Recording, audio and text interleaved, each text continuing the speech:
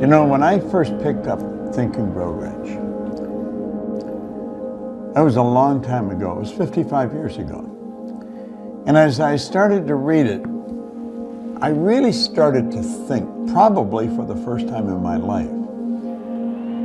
If you ask the average person on the street, they would say that everybody thinks, but the truth is very few people think. Mental activity does not constitute thinking. And what this book really got me doing, it got me searching for meaning to life. Why are we alive? What are we going to do? What are we doing with our life?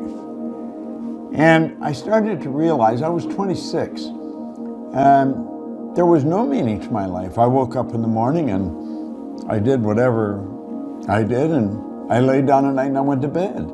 And I was doing this day after day after day for 26 years. But as I started to read this book, and I started to study the lives of people that had really done something with their life, and then everything that I studied indicated that what these people, the real giants of history, they were no different than you and me. And the more I studied, I think the more I began to search for meaning for me, for my life. I honestly believe if you have no meaning for life, if you're not on a journey into meaning, your life is very shallow. And you live like the minnows. You got to get out into the deep. You've got to really put some serious meaning into life. Now, I began doing that 55 years ago. Not like I am today. I think it's been a gradual process. I'm becoming probably more and more aligned with the idea of searching for meaning to everything I do every day. I don't want to do anything just to do it. I want it to have some meaning to it. And I honestly believe if I can help other people do the same thing, then I'm accomplishing what I'm setting out to accomplish. Because I come to the conclusion that the way I lived for the first 26 years of my life is the way the vast majority of people spend their entire life. And over the years, I have become more focused. And I think the only thing that we lack is focus and imagination. I read where an author said, it's weakness of focus and poverty of imagination.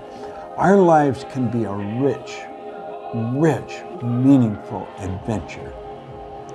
Life should never be a bore. Every day should have a dimension of excitement to it. Excitement's probably the wrong word. Meaning would be the better word. I think every day should have a dimension of meaning to it, so that when we lay down at night, we realize that we're God's highest form of creation. We've got mental faculties that just blow your mind as you begin to study it. And so I don't believe we're given all this awesome power, this awesome potential just to get by. I really, truly believe that we should really be searching for meaning every day. And we want to have something going on where every day becomes an adventure. And we bring more of ourselves to the surface. And I think if we do that, when we lay down at night, we'll be a lot more content.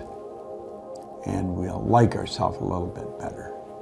You see, I really believe the more of ourselves we develop, the more we bring to the party, the better we're going to like ourselves.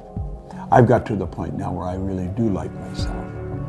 And I'm not swayed by other people's opinions and If somebody else doesn't like me, that's their problem. I think I'm a nice guy, and if they don't, that's probably something in themselves they don't like.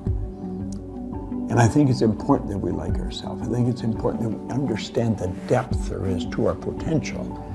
There's nothing on the planet that will equal us. You know, I mentioned time and time again, you may have heard me say it before, but all the other little creatures on the planet are completely at home in their environment. They blend in. You and I are totally disoriented in our environment because we've got the capacity to create our own environment. And I think we want to do a good job of it. I think we want to make every day count because we don't know how long we're going to be here.